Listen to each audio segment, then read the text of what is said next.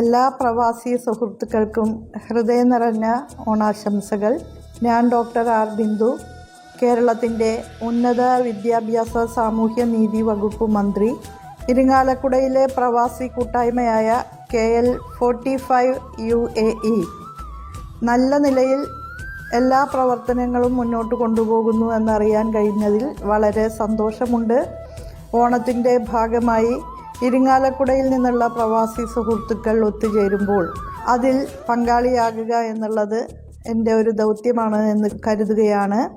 നിറഞ്ഞ ഹൃദയത്തോടെ നിങ്ങൾക്ക് പൊന്നോണത്തിൻ്റെ എല്ലാ ആശംസകളും നേരുന്നു.